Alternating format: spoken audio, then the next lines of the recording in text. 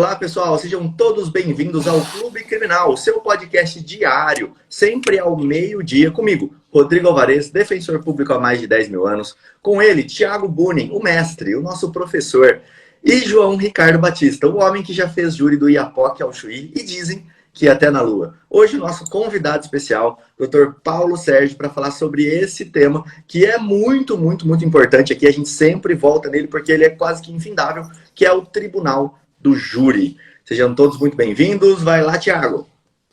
Fala, pessoal. Muito bom estar aqui com vocês todo dia. Vocês já nos conhecem e sabem que o Clube Criminal é o único podcast sobre advocacia criminal, gravado ao vivo e sem cortes, todos os dias, no seu horário de almoço. A gente almoça junto com vocês às 12 horas. É um prazer receber o Dr. Paulo Sérgio aqui hoje. Sou um fã dele, sigo ele há muito tempo, os vídeos que ele grava no carro dele, falando e etc. Sempre acompanhei. É um prazer ter você aqui com a gente, Paulo. Vai lá, João Ricardo. Pois bem, bom dia a todos vocês que estão assistindo aqui ao vivo a gravação no Instagram, Thiago Bunin, João Ricardo Batista, ou Criminal na Prática, do Rodrigo Alvarez, e até mesmo você que está aí pegando o replay no Spotify. Muito me alegra ter o Dr. Paulo Sérgio aqui para conversar sobre o Tribunal do Júri. Quem me conhece sabe que atuo majoritariamente no Tribunal do Júri, é o meu local de fala, onde eu sou apaixonado. E muito embora o Dr. Paulo Sérgio não saiba, o acompanho há muito tempo e fico muito feliz por tê-lo aqui conosco para dividir do seu conhecimento, da sua experiência relacionada a Tribunal do Júri, Tribunal das Lágrimas, das Lamentações e, ao mesmo tempo, um local de alegria, de felicidade e de renovação, né? Uma nova vida, muitas vezes surge a partir de resultados positivos no Tribunal do Júri. Muito obrigado pela presença, meu amigo Paulo Sérgio. Te dou as boas-vindas e já peço a você para que se apresente, conte um pouquinho sobre você antes da gente entrar nesse tema. Bom, em primeiro lugar, muitíssimo obrigado pelo convite. Fiquei extremamente honrado de participar aí com vocês, Thiago, João, o Rodrigo. Sou advogado, criminalista, essencialmente criminalista, há quase 30 anos, né? Sou da turma de 92, no ano que vem eu completo 30 anos. E iniciei as minhas atividades do avesso. Eu costumo brincar com os alunos, em especial, que normalmente um advogado ele tem o seu caminhar para depois de algum tempo iniciar a atividade no Tribunal do Júri. A minha vida profissional começou do avesso. Eu comecei pelo júri e depois fui fazer uma audiência comum lá, meses depois. E isso me deu uma alegria, mas muito mais que alegria, me deu um medo, mas um medo que me fez quebrar a barreira, porque eu não tinha nenhuma habilidade para falar em público, nenhuma habilidade para falar em nada. Essa que é a verdade. Eu costumo dizer que aquele sujeito que tem medo de altura e que resolve superar o medo saltando de paraquedas foi mais ou menos o que aconteceu comigo. Eu não conseguia falar em público e resolvi me meter a fazer júri. E, para minha surpresa, talvez se nós tivermos um tempo, ou talvez um outro dia, eu possa até contar com detalhes, mas eu comecei fazendo 200 plenários de júri nos primeiros anos de atividade. Um volume absurdo, por uma situação absolutamente peculiar, lá no ano de 93. E aí, então, vieram todos os outros trabalhos, depois veio a minha vida acadêmica e outras atividades, sempre nas ciências criminais, né? Então, falar aqui do Tribunal do Júri com vocês será, sem dúvida nenhuma, uma alegria muito grande. E quando surgiu o convite, falaram assim, o que você quer falar exatamente? Eu falei, de júri. É uma coisa que não me obriga a pensar. O júri é o arroz com feijão. Então, vamos aí. Estou aqui para bater um papo com vocês e com o pessoal que está nos acompanhando aqui. Fica totalmente à vontade, gente. Muito obrigado pelo convite. Eu fiquei curioso, olha só. Eu fiquei curioso. Mais de 200 plenários nos primeiros anos. O senhor é do Rio de Janeiro, né, doutor Paulo Sérgio? Não, sou de São Paulo. Você é de São Paulo, não tinha defensoria pública, eram júris que o advogado no começo da carreira fazia como dativo. Conta pra gente o que é isso. Então tá, vou explicar a minha história. Acho legal. Nesse início aí. O que acontece? Eu moro numa cidade, ainda moro nessa cidade aqui, em Vinhedo, do lado de Campinas. Estou a 70 quilômetros da capital de São Paulo, né? E quando eu me formei, Vinhedo não era sede de comarca ainda, era uma cidade muito pequenininha, não era sede de comarca. Nós éramos uma vara distrital de uma outra comarca chamada Jundiaí. Então, todos os júris da cidade de Vinhedo não aconteciam em Vinhedo, aconteciam na sede da comarca, em Jundiaí. Então, Vinhedo não tinha júri. Ok. Eu me formei e naquela época, aliás, naquela época não existia defensoria pública, existia apenas um convênio entre a Procuradoria do Estado e a Ordem dos Advogados do Brasil. Que depois, quando foi criada a Defensoria Pública em São Paulo, foi uma das últimas a ser criada pelo país, né? Manteve esse convênio, agora, atualmente, é um convênio entre a Defensoria Pública e a Ordem dos Advogados do Brasil. Mas na época, estamos falando de 93, era um convênio da Procuradoria de Justiça com a OAB. Bem, naquela época não existia esse sistema de informática que existe hoje, evidente, né? Era tudo na base do formulário que você pegava um papelzinho e caneta e ia preenchendo tudo a caneta, né? E eu fui me inscrever para atuar nesse convênio lá em 93. E aí recebi um papel, um formulário, uma caneta e fui preenchendo tal, os meus dados e tal. Na parte final, existiam as áreas de atuação, que hoje é feito de forma informatizada, né?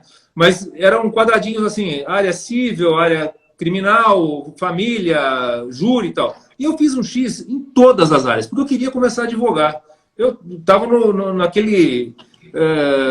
naquela vontade, naquela neura de começar a advogar, né?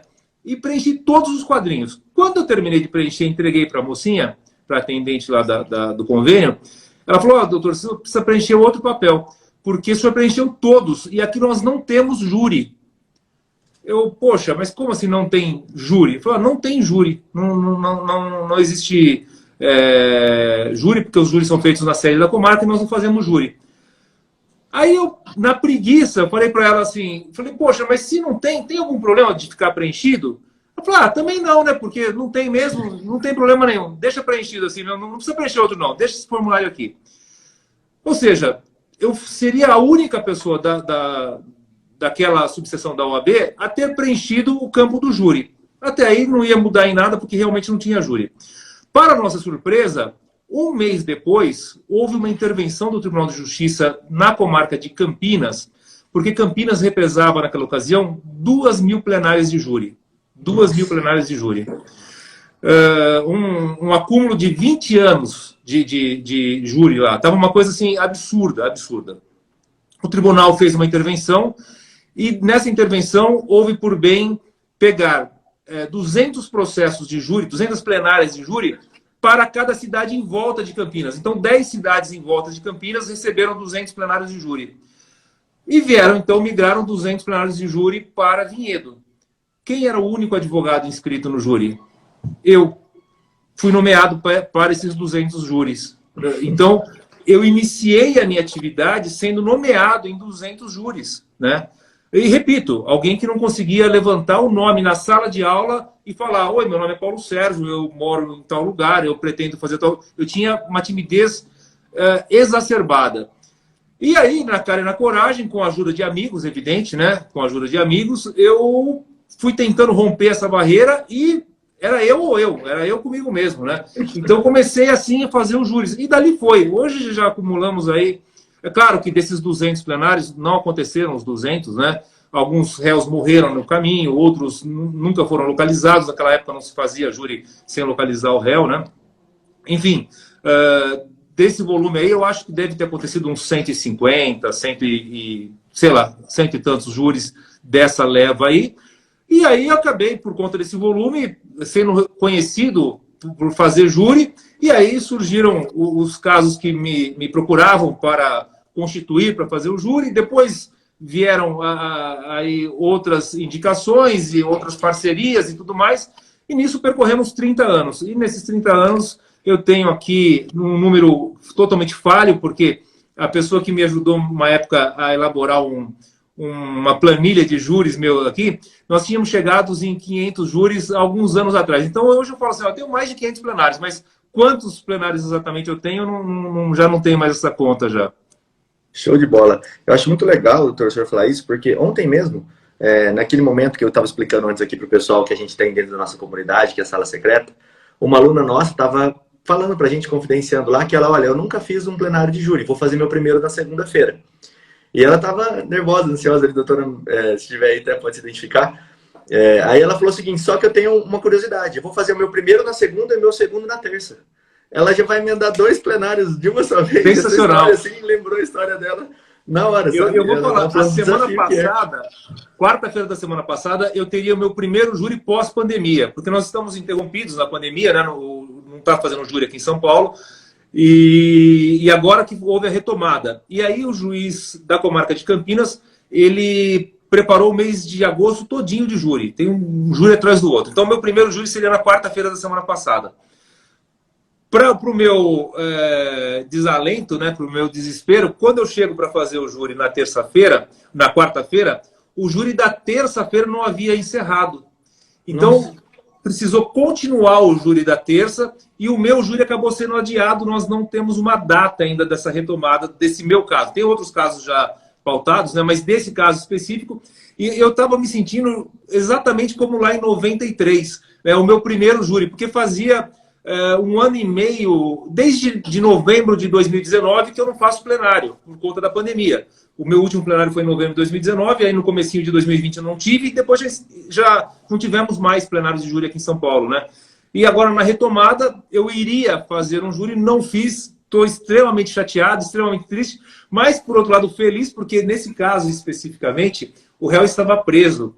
E por conta desse adiamento, nós conseguimos a liberdade do réu. Então, eu falo que houve uma vitória sem ter o plenário, né? Foi uma vitória sem ter júri.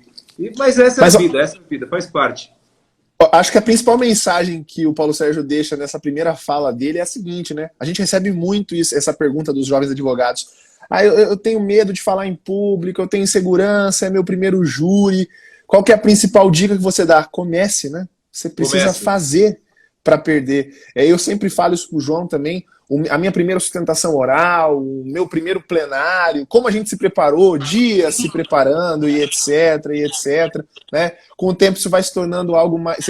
a tua metodologia vai mudando, isso vai se tornando algo mais simples, a preparação requer menos horas de estudo e etc. Então, a melhor dica é comece, né? Você tem que começar, é só fazendo que vai te trazer preparo. Eu quero fazer 2 ressalvas, né?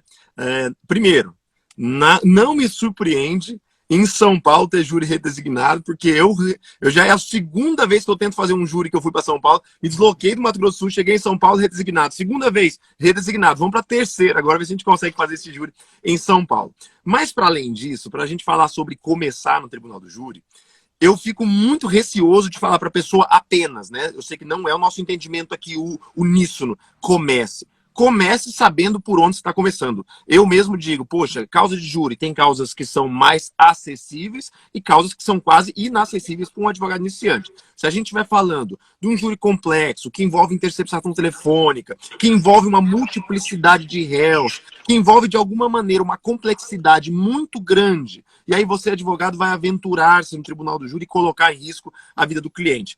Sugiro, no mínimo, chamar um doutor Paulo Sérgio ou alguém experiente no tribunal do júri que tenha essa especialidade para te auxiliar. Agora, tem casos que a gente vê uma briga em casa, uma coisa que aconteceu assim, com poucas testemunhas, que não envolve uma complexidade muito grande, que a tese vai ser uma legítima defesa, vai ser uma negativa de autoria. Ótimo. Agora, falando em negativa de autoria e legítima defesa, aí eu quero até fazer a próxima pergunta para o doutor Paulo Sérgio. A gente vê, a grosso modo, que parece que tribunal do júri se resume a negativa de autoria e legítima defesa. Quantas e quantas vezes eu já ouvi até mesmo de juiz. Doutor, pelo caminhar do desenrolar do processo, acredito que o senhor vai sustentar a negativa de autoria. E a minha tese era outra coisa. Era inexigibilidade de conduta diversa. Parece que os tribunos, em geral, têm uma venda ou um cabestro que os direciona só para negativa de autoria e legítima defesa. Fala um pouquinho para a gente, doutor Paulo Sérgio, esses aspectos que são disruptivos, outras teses, outras leituras. O que o doutor pensa sobre isso? E aí eu quero até... Vai que ele não concorda comigo, né? Eu vejo que a maioria dos tribunos só faz isso. Legítima defesa ou negativa de autoria. Bom, eu concordo com você. Eu vou separar em 2 questões aí. Esse do começa, né? O começa, óbvio que a gente não está falando aqui para ninguém pegar e fazer a loucura que eu fiz, talvez, né? de meter a cara de uma vez, até porque não foi assim tão meter a cara de uma vez, né? Eu não tinha prática de fazer o júri, mas eu tinha cansado de assistir júris. Eu fiquei 5 anos na minha faculdade assistindo júri, assim, mas muito, muito, muito. Porque eu acho que a melhor forma de aprender é você assistir, né? Então, assistir júri, assistir audiências, em audiências comuns, assistir sustentações orais. Até porque, hoje, embora a gente tenha essa questão tecnológica, que está um pouquinho mais fácil o acesso, a distância encurtou, né? Na minha época, e até pouco tempo atrás, para assistir audiência, você ia no fórum, né? Para assistir um júri, você ia no plenário, e assim por diante. Hoje, os júris aqui de Campinas são transmitidos por link, pelo Teams. Então, se eu quiser assistir o júri que vai acontecer agora à tarde, aliás, tem até o link dele aqui, você consegue assistir aí de qualquer lugar do planeta, né? Não é nem daqui do Brasil, né? Então, está muito mais fácil de você acompanhar o trabalho de outros profissionais. E uma característica que eu vejo bastante acentuada em todos os tribunos do júri, ou pelo menos na grande maioria, é que todo mundo se ajuda. Então, eu tenho certeza absoluta, se você chegar para qualquer pessoa que tem um pouco mais de experiência e falar assim, eu tenho um júri no dia tal, estou perdido, não sei para onde fazer, você não tenha dúvida que a pessoa vai pegar algumas horas do seu dia, vai te ajudar, vai te estender a mão, porque é uma característica dos tribunos de júri, ajudar, uma ajuda mútua. Eu vejo isso constantemente. E estou participando de uma experiência fantástica na Defensoria Pública de Campinas, a convite do defensor-chefe, lá, o Bruno Martinelli. Nós criamos um grupo de jovens defensores. Nós criamos um grupo que a gente está ajudando pessoas que não têm nenhuma prática ainda no júri começar. Então, a gente dá todo o suporte, está colocando para fazer junto com a gente, para pegar a mão, e aí começando soltando aos poucos para que essas pessoas consigam fazer. Tem alguém pedindo o link aí, não consigo mandar por aqui porque é aqueles links enormes, mas depois se me chama pelo direct eu consigo encaminhar, tá? Vai aqui, ó, você acessa o Instagram do doutor e você pode pegar, ou acessa arroba daí eu chamo lá que eu mando o link, tranquilamente. Mas, continuando aí, então, essa experiência minha na Defensoria Pública de Campinas está sendo muito legal. Esses jovens defensores que a gente está... Eu chamo de defensores, mas nem são todos defensores públicos. Tem muitos advogados que fazem parte desse nosso grupo. E eu tenho visto gente brilhar, garotada de 20 anos, 22 anos, 25 anos, brilhando já no Tribunal do Júri. E tenho certeza que serão infinitamente melhores que qualquer outro advogado que teve que penar sem tantos recursos como tem hoje. Então, esse é o primeiro ponto aí da questão. Na segunda questão, esse afunilamento para negativa de autoria ou legítima defesa, eu acho que isso é equivocado, né? Talvez seja mais fácil, mais simples, mas isso não se resolve. Ou melhor, nem sempre essa é a melhor solução. Eu acho que antes de qualquer coisa, você tem que ser um grande conhecedor de todas as possibilidades. Para ser um grande conhecedor de todas as possibilidades, você precisa conhecer muito o direito penal e o processo penal, de partida. Além disso, se tiver um pouquinho de estudo de psicologia, se tiver um pouquinho de estudo de antropologia, se conhecer gente, vai te facilitar muito o seu trabalho. Então, precisa conhecer gente, né? E conhecendo gente, conhecer técnicas, as técnicas de comunicação, as técnicas do direito penal, do processo penal. E, embora nós estejamos no Tribunal do Júri lidando com leigos, algumas questões eminentemente técnicas, né? Vamos imaginar que eu queira trabalhar ali a teoria do delito. Poxa, é difícil ensinar em sala de aula. Como que eu vou falar isso para leigo? Dá um jeito, dá seus pulos, né? Consiga traduzir isso de uma forma que o jurado entenda que determinada situação somente se caracteriza se presentes tais requisitos. E aí você fala numa linguagem muito simples, muito fácil, por que naquele caso não é possível visualizar tais elementos, tais características. E, uma vez que não estão ali presentes tais elementos, nós não teremos um crime, não teremos a culpabilidade, não teremos elementos a definir qualquer outra situação. Está falando isso de uma forma muito genérica, né? Mas você só vai saber explicar para o leigo se você conhecer muito bem a linguagem técnica. E aí o seu papel é um papel de tradutor. Então, eu acho brilhante quem quer começar o júri metendo a cara. Mas, às vezes, as questões são mais complexas Então, se socorram de outros profissionais, se socorram de amigos. Eu tenho certeza que não faltarão amigos. Hoje, nós temos visto aqui exemplo do Clube Criminal, né? Tantas outras pessoas dispostas a ajudar, dispostas a transmitir conhecimento. E a rede está tão democrática, está tão acessível, né? Então, eu acho que esse é um bom caminho para iniciar. Mas não tenha medo de iniciar. Por outro lado, também, quando a gente fala em iniciar o júri, talvez para quebrar essas primeiras barreiras de iniciação, você pode iniciar de outra forma, né? Você pode iniciar falando para os seus amigos, né? Puxando parabéns na festa de aniversário da família. Não perca a oportunidade de falar. Se alguém falar assim, alguém quer falar alguma coisa, levanta a mão. O que você vai falar? Não sei, amigo, se vira. Dá seus pulos aí, mas não perca a oportunidade de falar em público. E talvez, iniciando por um grupinho de 2, 3, 5, 10, daqui a pouco você vai perceber que a coisa não tem fim e não precisa ter fim. Não há diferença de falar para 2 pessoas conhecidas ou não do que falar para um público de 10, 20, 50, 100. Eu já fiz palestra para 20 mil alunos online e é exatamente igual nós estamos falando aqui. Nós estamos em 4, mas sei lá quantas pessoas estão acompanhando no entra e sai aqui durante a live ou depois ouvindo o podcast, né? Então, não tem diferença, não tem diferença. Você precisa ter propriedade daquilo que você fala. E aí, a partir daí, é só falar. Outra coisa... Pode ir, João. Vai lá. Eu tenho uma impressão, e aí eu quero te provocar para a gente discutir sobre isso. Tem algumas pessoas que são ótimos oradores e péssimos defensores do júri. Ótimos oradores e péssimos defensores do júri. Não só no momento da fala, mas também nos momentos que precedem o plenário.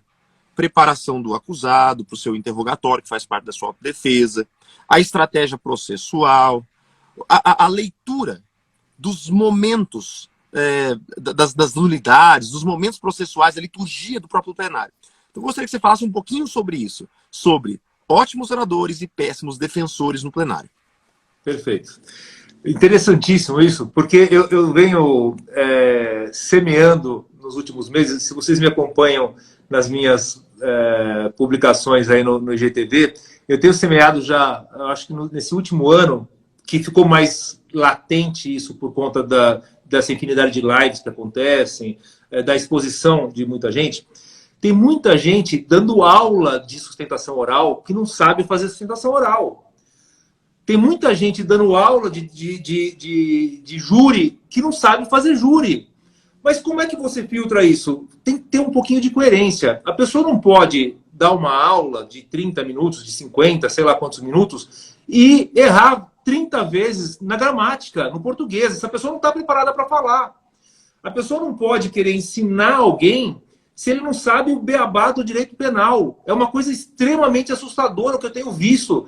E pessoas que estão aí angariando seguidores de forma assim, assustadora, né?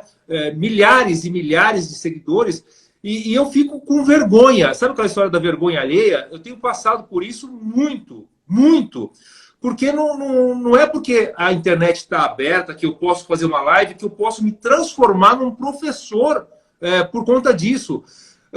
Me assusta que essa autotitulação acaba atraindo curiosos e daqui a pouco tem uma legião. Desculpa, não quero de forma nenhuma entrar em assunto político, mas a gente tem um exemplo lá em Simão, que nos mostra isso de forma muito patente, né? Os falsos messias, né? Para não chutar o balde de uma vez. Isso é um absurdo, gente. A gente está vendendo... está comprando propagandas totalmente enganosas, né? O bom orador, ou talvez a oratória, ela é uma das ferramentas do profissional do júri. É uma das ferramentas. Eu acho que é uma ferramenta importante, mas eu tenho falado isso numa palestra específica que eu faço a respeito da utilização de mídias no júri, afirmando que já em alguns casos, não é a ferramenta mais importante. Especialmente em plenário do júri, hoje a comunicação ela é necessária, ponto, ela é necessária. Mas em alguns casos, você pode abrir mão de outras ferramentas mais importantes do que a própria oratória. E daí porque, muitas vezes, o sujeito que não utiliza dessas outras ferramentas e quer utilizar apenas de oratória, em algumas circunstâncias, ele não conseguirá preencher a necessidade básica daquele plenário, né? Então, eu tenho uma palestra minha, que tem até aberta já no YouTube, eu acho, tem várias coisas que eu já publiquei, porque eu venho fazendo essa palestra, eu acho que há uns 5 anos ou mais, né? Que é a utilização de mídias em plenário, né? Utilização, por exemplo, de uma animação, utilização de um filme produzido paralelo à reconstituição do crime, a computação gráfica, o detalhamento de algumas fotos ou de alguns laudos periciais, como utilizar isso através de mídia, né? Por quê? Porque hoje os processos são eletrônicos, normalmente os plenários de júri já dispõem de telões. Antigamente, quando a gente ia fazer e utilizar essas mídias, a gente precisava levar o telão, levar um computador que era compatível, era um inferno. Hoje tem um monte de aplicativos que nos permitem fazer até as animações gráficas, né? Então está muito fácil essa utilização. E aí o plenário já está lá com o telão, é só espetar o pendrive e colocar lá, os jurados vão poder assistir. Então, vou dar um exemplo aqui muito, muito patente disso. Um filme, eu peguei uma gravação de segurança de rua, essas câmeras de rua, onde demonstrava ali o trajeto dos veículos envolvidos no acidente. Era um crime de homicídio, onde se acusava ali um dolo eventual, né? E eu utilizei aquelas imagens onde gravava de forma real o acidente, né? Eu queria demonstrar ali que não houve, não se podia falar em dolo eventual, que o crime seria culposo, né? E eu simplesmente usei a imagem aérea, mas eu dei voz para aquelas imagens. Eu coloquei o réu explicando a hora que ele fez a curva, a hora que ele entrou na avenida, a hora que ele virou, ele narrando os fatos com a voz dele. E dando depois todo um suporte também gravado naquele contexto ali, das explicações. O que seria um dolo eventual, ou o que seria necessário para caracterizar um dolo eventual, por que aquilo não poderia ser. Então, uma coisa casando com a outra e tal. E aquilo ali, num videozinho de poucos minutos, talvez falou muito mais do que eu em plenário e muito mais do que o próprio acusador. O vídeo foi extremamente esclarecedor, até mesmo para o promotor de justiça que não tinha tido o cuidado mínimo de ter assistido antes do plenário aquilo que eu juntei dentro do prazo legal. Nada foi apresentado ali de surpresa, evidente, né? Então, eu falo que é um exemplo de que a utilização da mídia pode ser mais efetiva, e naquele caso talvez foi, pelo menos, muito mais complementar do que a minha fala em si. Era isso que eu ia ter perguntado, doutor Paulo. Quando você vai fazer esse tipo de abordagem, você costuma juntar esse tipo de mídia no prazo, antes, ou não? Você acha que é possível utilizar isso no decorrer? Por que eu digo isso? Por exemplo, se eu for utilizar uma foto do Google Maps, com os endereços que constam do processo. Aqueles endereços já estão lá, aquelas informações já estão lá dentro. Eu só estou mostrando graficamente o que já está dentro do processo. Essa é a minha segunda pergunta. Você acha que esse tipo de informação eu também tenho que juntar antes? É uma informação acessível a todos? Eu poderia acessar na hora do plenário ali? Isso estaria nessa proibição? E o segundo, quando você faz esse tipo de animação, isso você junta antes? E qual que é o risco de juntar na hora que você acha ali? Rapidinho, Paulo Sérgio, a gente está perguntando isso porque aqui a gente tem uma discussão muito grande, principalmente aqui em Campo Grande, né, nas duas varas do júri, se essas informações que são públicas precisariam ser juntadas ou não com a antecedência do 479, né? E inclusive tem uma estratégia que às vezes a gente pode ser que adote em algum caso, já adotamos, eu já fiz isso. Eu tenho vários links ali numa pasta do meu escritório chamado Tribunal do Júri que eu posso usar. Umas é para casos de feminicídio, outros é para casos de trânsito. Mas são vários, eu não quero que o promotor saiba o que eu vou usar. E eu junto 10 páginas de link, né, na minha petição do 479, porque eu não quero que ele saiba exatamente o que eu vou apreciar. Eu preferia não apresentar, já que é algo público, mas tem um juiz aqui no Mato Grosso do Sul que ele entende que mesmo aquela informação que é pública, ela precisaria ser informada no prazo do 479. O que você pensa sobre isso? Perfeito. Bom, eu até, antes de responder, tinha me falado que vocês são de Campo Grande, né? De Mato Grosso do Sul, né? E eu não poderia deixar de saudar aí um grande amigo que eu tenho, que é o Estoqueiro, né? Estoqueiro, defensor público aí, Amigo de todos nós, amigo de todos nós. É, um grande amigo. Ele faz parte desse grupo de defensores aqui que eu participo aqui para a formação dos novos defensores. Então é um queridíssimo aí de Mato Grosso do Sul. Ele estava aqui na live até agora há pouco. Não sei se ele está ainda. Que joia. Pô, pena que eu não o saudei ao vivo, mas o farei depois. Enfim, essa juntada, eu entendo que deve ser juntado antes do prazo, tá? Qualquer coisa que vá se utilizar em plenário, eu acho que tem que ser juntado no tríduo lá, no prazo legal, tá? Claro que qualquer coisa que surgir, se as duas partes concordarem, também não vai ter problema nenhum, vai ser utilizado. Agora, o grande problema é o seguinte, nós dispomos de um tempo muito pequeno em plenário, muito pequeno em plenário. O tempo de fala é muito pequeno. Se você, de repente, apresenta alguma coisa que gera uma discussão, que a outra parte vai impugnar, que você tem que justificar, que o juiz vai ter que emendar, que você vai ficar puto com aquilo, ou que o outro cara vai ficar puto. Esse tumulto no plenário gera um tolimento do tempo da fala aí, que eu acho extremamente prejudicial. Então, eu nunca deixo para juntar em plenário ou para utilizar alguma coisa que não esteja juntado nos autos. Por outro lado, ainda que a gente vai trabalhar com vários links, com várias mídias, com um monte de coisa, eu já cheguei a juntar várias, até mesmo para confundir o oponente. Né? Eu juntei várias possibilidades, e nesse caso do júri da semana passada, por exemplo, também é um caso que eu vou trabalhar com algumas possibilidades. Porque existem 3 versões, elas são 2 réus e uma testemunha presencial. A versão dos 2 réus são conflitantes e da testemunha presencial contraria os 2 depoimentos também. Então, nós produzimos ali imagens com 3 possibilidades. Né? Claro que se o promotor for cuidadoso, zeloso, ele vai analisar tudo, ele vai entender onde eu vou chegar ali.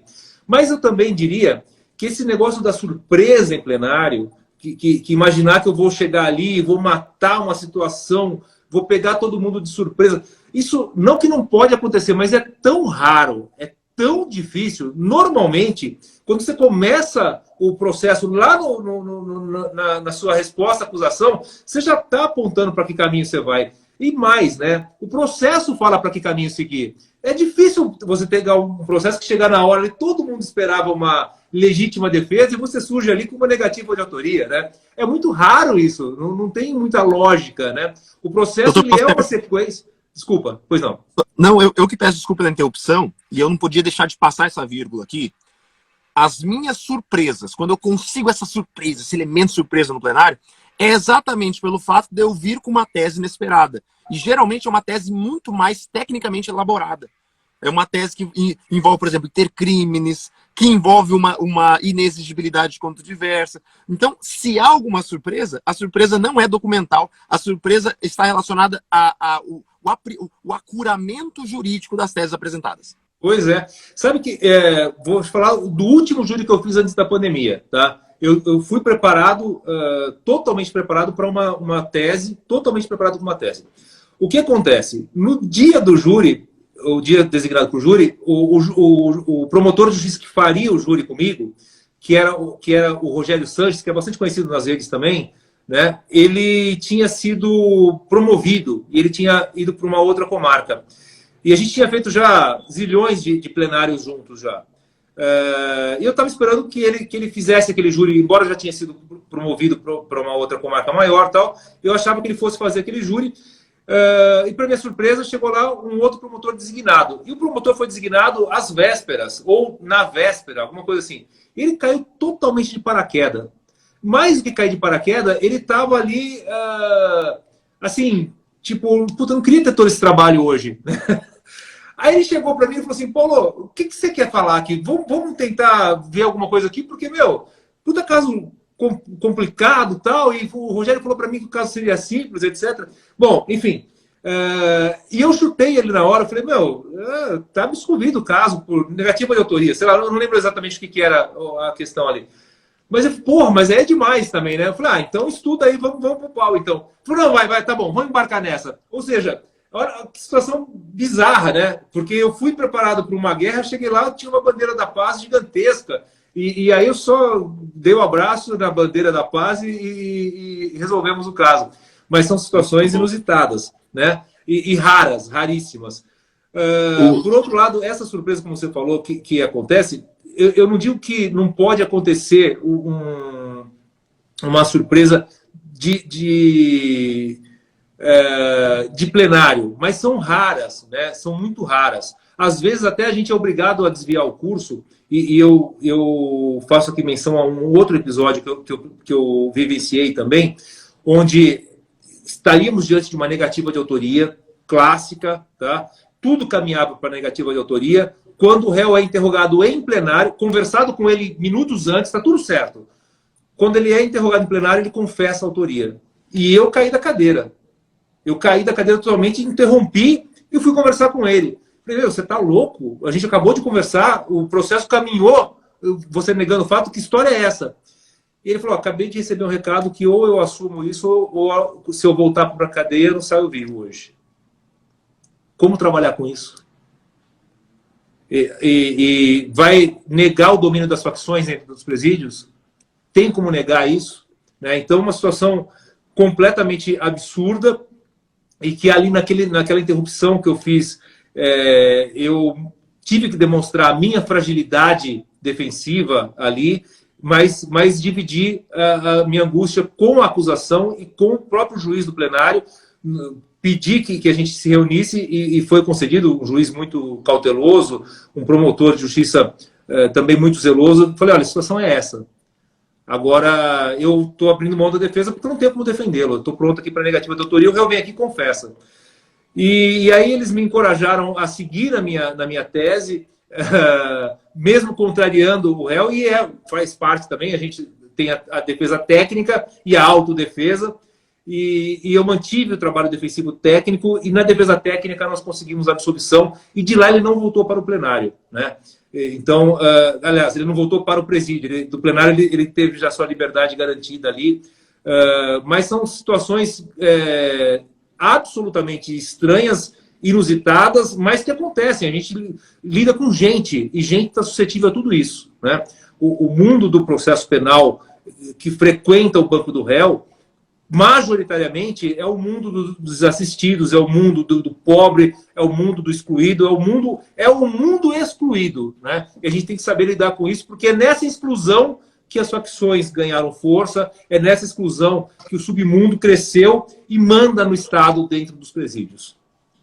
Exato. Aqui no Mato Grosso do Sul, a gente teve, acho que, mais de 2, 3 casos, em tanto o Rodrigo, né, o estoqueiro, quanto o Gustavo aqui, defenderam e conseguiram mostrar isso como tese. Falar assim, olha, ele está confessando aqui, e tudo bem, ele até pela vida dele está fazendo isso, mas a informação é que, se ele não confessasse, ele ia morrer. E mostrava pela prova técnica que ele não tinha nem como estar naquele momento, não tinha como estar ali. Só queria aproveitar o gancho, assim, para não perder esse negócio de você juntar algo na surpresa, entre aspas, né? Para mostrar aqui o 479, rapidinho, para a gente colocar 3 pontos, ó. Quando você vai juntar algo dentro do processo, primeira coisa que você não pode esquecer, são 3 dias úteis. Os dias aqui, eles não são dias corridos, eles são dias úteis, então toma cuidado, tá? Se você não ter esse tempo. Tá bom, Rodrigo, putz, falta exatamente 3 dias úteis para ter meu plenário. Eu tenho esse prazo. Só que não vai dar tempo de eu juntar isso no processo e o juiz intimar o promotor. Então eu não vou conseguir usar. A estratégia que a gente até falou aqui em outras oportunidades, que eu acho muito bacana, é a seguinte, ó. O que você tem que fazer? Quais são os 2 requisitos? Você tem que juntar aos autos, vou colocar aqui em verde, esse é o primeiro ponto. E o segundo ponto, você tem que dar ciência à outra parte. Aqui não fala que a ciência tem que ser feita pelo judiciário. Você tem que dar ciência, dando-se ciência. Então você pode pegar aquela manifestação, aquele documento que você juntou no processo, fazer um ofício, levar até o Ministério Público, pegar o protocolo do Ministério Público que você está dando ciência ao órgão, e ó, eu vou virar aqui para mim. A ciência, ela sempre é o órgão, tá? Ela não precisa ser o promotor específico. Assim como na defensoria, a carga dos autos, ela acontece para o órgão. Se aqui dentro o processo não chegou em mim, no Rodrigo, o problema é da defensoria. Então, no Ministério Público funciona da mesma forma. A ciência é a parte. Então, você pode ir lá levar um ofício, corre, mostra que você está juntando aquilo no processo. Claro, se você tem esse prazo de 3 dias úteis. Se você não tem, aí não tem muito o que fazer. E a última observação que eu queria fazer quanto a isso, teve um processo que eu fiz o seguinte, eu achei curioso. Ó. Sabe esse croquisinho bonequinho aqui que sempre tem dentro dos processos de júri. O que eu fiz? Eu peguei ele, porque era muito emblemático, aonde o tiro tinha entrado, onde o tiro tinha saído. Eu ampliei essa folha, eu fiz ela num tamanho gigante, assim, mandei imprimir ela grande mesmo, assim, recortei esse bonequinho, colei ele numa folha de... num papelão, e montei o meu bonequinho, como se ele fosse uma maquete, e levei para o plenário. O promotor levantou a mão e falou, doutor, o senhor não pode usar porque você não foi juntado ao processo. Falei, claro que foi, doutor. Olha as folhas tais, tem o croquis certinho. Eu só ampliei ele, mas é exatamente o mesmo bonequinho. Isso aí tá juntado dentro do processo.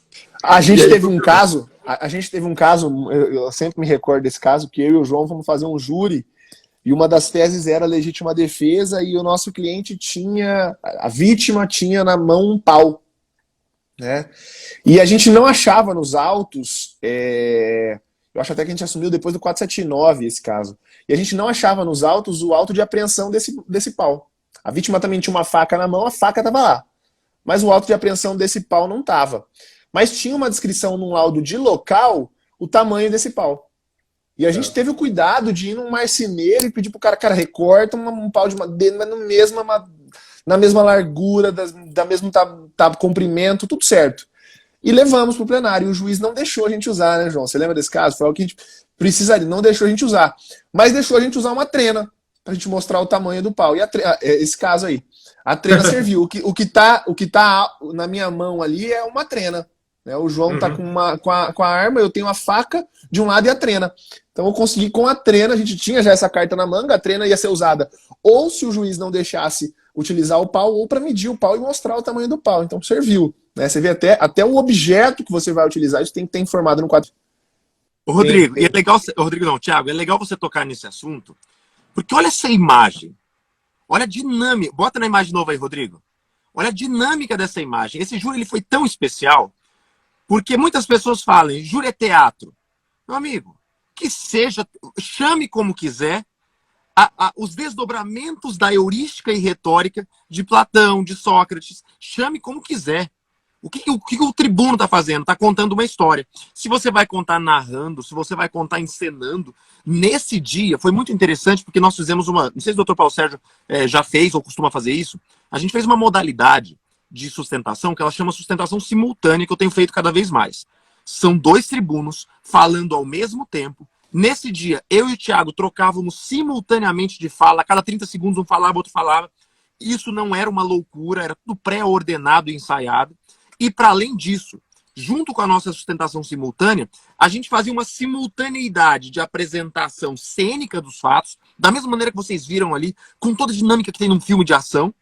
E automaticamente a gente parava a cena para explicar as teses jurídicas. Note tal coisa, jurado, preste atenção nesse momento. O que você faria caso o seu algoz estivesse aqui na sua frente com uma faca na mão? E a gente ia mesclando falas, mesclando apresentação cênica com teses. Resultado final, eu acho que a gente pode falar, né? Resultado absolutório, extremamente satisfatório, num caso de legítima defesa, onde o réu estava sendo acusado de dar um disparo na nuca da vítima. Olha só, legítima defesa com disparo na nuca. São coisas... o plenário é vida, né? O plenário é vida. E não tem limites para criatividade. Eu, depois de 30 anos, eu posso dizer que continuo aprendendo muito com os colegas de algumas situações em plenário que só acontece com quem faz, né? A gente pensa, a gente encena, a gente faz, a gente tenta deixar um roteiro, e às vezes o roteiro foge e a gente na hora tem um insight e aí a coisa muda de figura. E todos esses artifícios aí que vocês nomearam são absolutamente válidos, né? E mais do que válidos, são úteis e algumas vezes necessários, né? Olha que legal. Isso é uma... Sempre perguntam para mim e para o João, cara, mas a coisa mais desconexa de se falar duas pessoas ao mesmo tempo num tribunal do júri é um querer usar a palavra enquanto o outro está com a palavra, se vocês não vão dividir, né? Porque a gente já tinha feito plenário, até eu e o João juntos, com outros advogados, mas um tinha determinada tese para sustentar e depois o outro, aquela troca normal que às vezes acontece no plenário. Só que nesse não, a gente estava os dois juntos, os dois sustentando a todo tempo. E, além de ter, né, obviamente, isso estava dividido entre nós, a gente já sabia quando um ia interferir ou não, mas a gente tinha algumas coisas que surgiam no plenário. Plenário é vida, né? Algumas coisas que surgiam no plenário, a gente criou uma técnica que foi muito engraçada. A gente tinha uma linha corporal para trabalhar, né? E quando alguém precisava falar, para não ter aquele negócio de ter que olhar para o outro e encenar e etc., a gente passava um pouco essa linha e ficava à frente.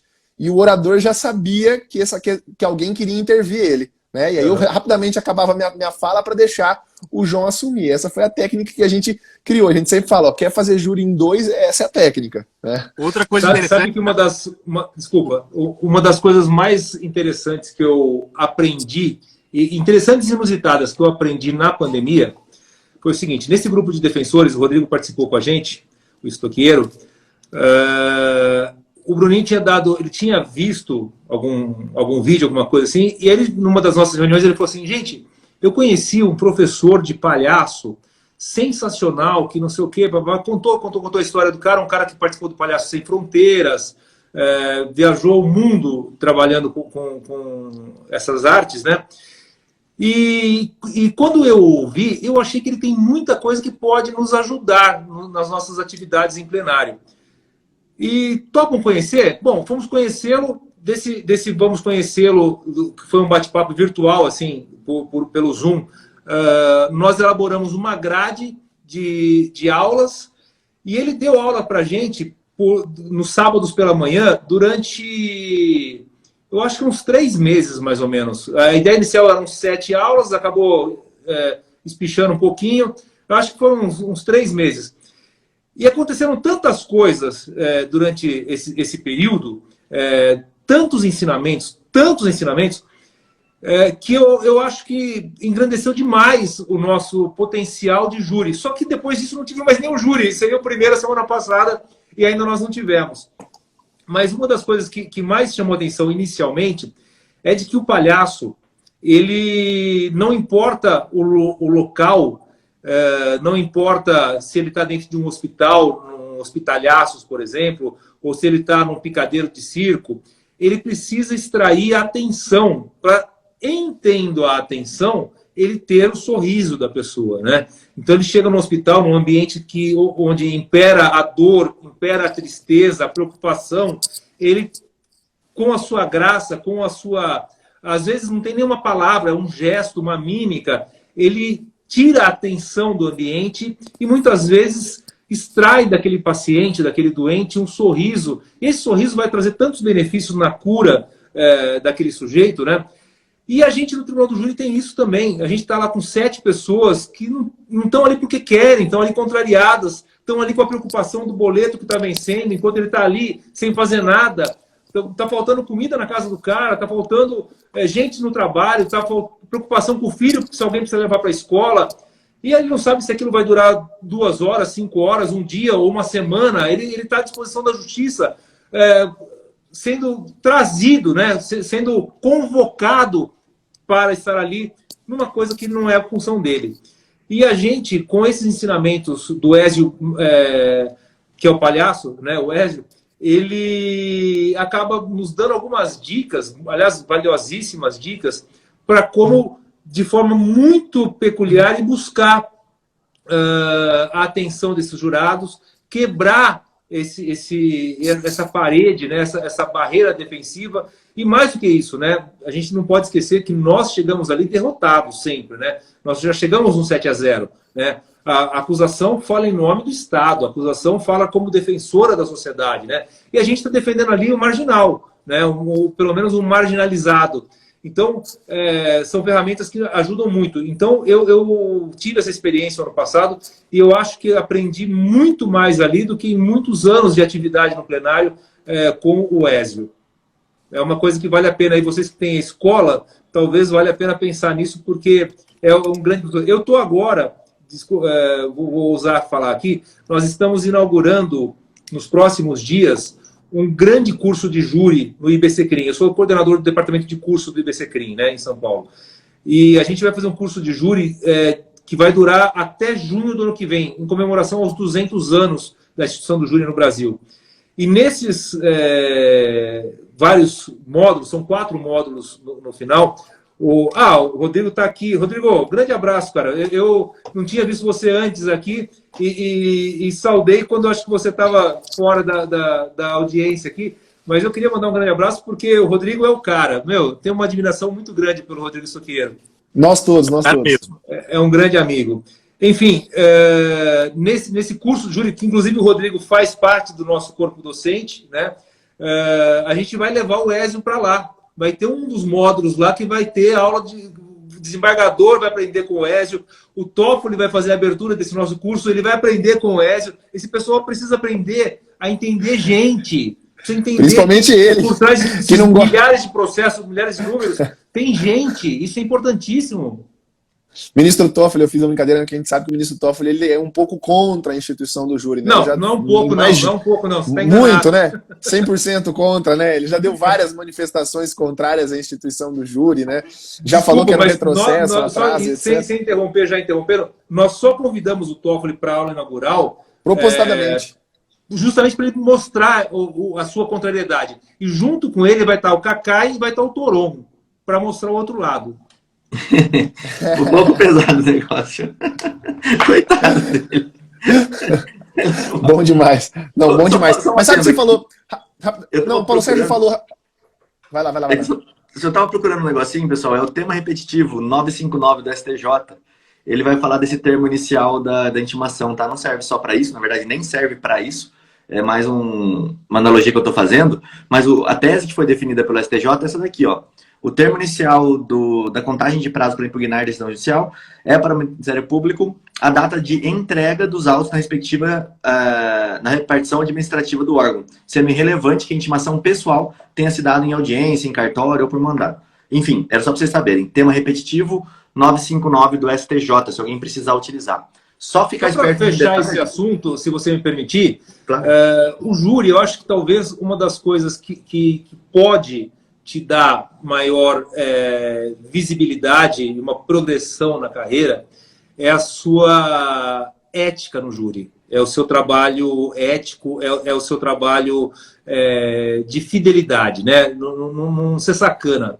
E eu acho que o júri ele tem como característica dos grandes tribunos não ser sacana, o cara ser ético, o cara jogar dentro dos limites do jogo, né?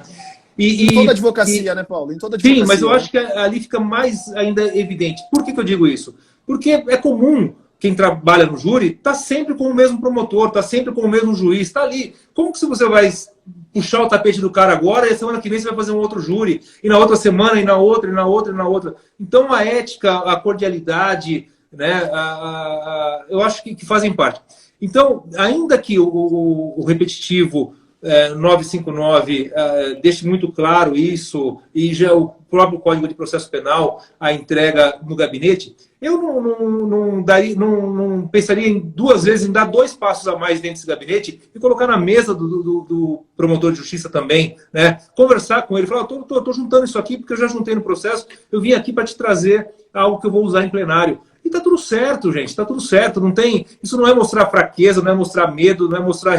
Não, é nada. É ser ético, é ser claro ali. E eu acho que uma das coisas mais importantes no plenário, principalmente para quem faz sempre o plenário, é entrar toda vez de cabeça erguida, é entrar toda vez ali sabendo que você é um bom profissional, sabendo que do jeito que você entrou você vai sair. A causa, na maioria das vezes, não agrada ninguém, não agrada a gente. Tem coisas que a gente vai lá para defender e a gente sabe que, eu estou fazendo um papel técnico, eu não concordo com o que o cara fez, mas a gente precisa garantir que ele seja punido dentro dos limites legais, né? E tudo isso só vai ser possível se você for um cara consciente do seu papel, consciente do seu trabalho e trabalhar com honradez. Eu acho que isso tem que ficar muito evidenciado sempre. Eu mostro isso muito, doutor Paulo, porque eu vejo muitas vezes assim, se a pessoa ela não é muito ali da região, não trabalha muito no local, eu já recebi vários relatos que as pessoas têm dificuldade de chegar até o gabinete do promotor e falar com ele. Então, porque as pessoas às vezes têm dificuldade na delegacia, por exemplo, de protocolar, eles não querem fazer protocolo de um requerimento. Então, por isso, tem essa observância, né? Eu até ia falar que aqui eles exigem um dia a mais, então seriam 4 dias úteis. Porque a entrega tem que ser feita e tem que ter um dia útil para cientificar o promotor, por exemplo. Mas, claro, eu acho até legal, e muitas vezes eu já fiz isso em plenário de júri, às vezes eu descobri um documento que apareceu na véspera. E aí, tipo, putz, eu não tenho os 3 dias. Com o Rodrigo mesmo, aconteceu esses dias, ele até estava falando comigo. Uma foto do réu que ele queria e precisava utilizar lá no plenário, que não deu tempo de juntar, ela só apareceu na véspera. O que ele fez? Em plenário, ele pediu para o promotor. Falou, olha, eu tenho esse documento, eu queria mostrar para os jurados. Se você concordar, a gente mostra, porque eu estou fora do prazo. Mas eu queria pedir para que eu pudesse utilizar. E o promotor falou, não, claro, pode usar. Então, às vezes, a gente fica com medo de pedir, né? Pode falar. Rodrigo, tem uma vírgulazinha agora que eu quero pontuar, é o seguinte. Nós buscamos, né? Todos nós 4 aqui, eu já conheço o trabalho, nós somos muito probos, éticos, íntegros. Nem sempre a gente tem uma pessoa do outro lado que seja da mesma maneira. Sim. Tem situações que eu não estou, por exemplo, isso aqui apareceu, um negócio que eu não consegui juntar. Tem situações que isso realmente acontece. Eu, com muita educação, vou fazer o que você acabou de falar. Mas, às vezes, a resposta é muito ríspida, como se eu estivesse sendo desleal naquele momento. Aí, meu amigo, o que eu sugiro? Aí, estratégia minha de plenário, tá? Eu pego o documento aqui e falo aqui, assim, senhor jurado, aqui tem tal coisa. A verdade está aqui dentro dessa pasta. A verdade. E conhecereis a verdade vos libertará. E é isso que eu estou buscando, a liberdade do meu cliente. Senhor promotor, o senhor autoriza eu mostrar isso aqui para os jurados? Ou tem alguma coisa que o senhor quer esconder dos jurados para que eles não saibam da verdade que está aqui em minhas mãos? Entendeu? Aí pega fogo, hein? Mas a melhor coisa que pode acontecer é o promotor não concordar que junte, que mostre alguma exatamente, coisa. Né? Exatamente. Não Porque quer deixar chegar a verdade aos imaginação, jurados. É a palavra é a verdade. Pode ser que os jurados imaginem que tem algo... E o jurado pode imaginar que tem algo até maior do que você vai mostrar ali dentro, né? Às vezes é uma prova que gera dúvida, o jurado pode achar que é um verdadeiro álibi que está ali dentro e você conseguiu o que você queria, né? Por isso é importante, né? Sim. Mas eu concordo plenamente, assim, eu acho que a gente tem que tentar ter um maior cordialidade possível, né? Porque todo mundo está trabalhando, depois vai ficar uma situação ruim com todo mundo. Agora, quando não dá, o direito do cliente tem que prevalecer, né? Mas com certeza. Sim, sem dúvida. Show de bola. Pessoal, a gente chegou aqui já 12:01. Batemos aqui o nosso horário combinado com o Dr. Paulo. Quero agradecer muito sua presença. 12:01 aí, né? Aqui nós somos 13 horas e 1. Verdade. Paulo deve estar doido para almoçar. Tranquilo, tudo tranquilo. Aqui no Mato Grosso do Sul temos o fuso. Cliquem aqui em cima, ó. Eu até esqueço isso, porque eu falo, clique aqui em cima. Imagina o cara que tá no Spotify falando, clico aonde? Para quem tá no Instagram, aqui em cima tem uma setinha. Se você clicar, você pode seguir todo mundo aqui, tá? Segue lá o Dr. Paulo, segue o Thiago, segue o João. Os Instagrams deles, só procurar lá, vocês vão conseguir achar também. Deixa eu falar aqui, o Dr. Paulo é Paulo Sérgio _11, tá? Para quem quiser seguir. É só clicar ali, né? Só clicar ali. É que quem tá no Spotify só tá ouvindo, né?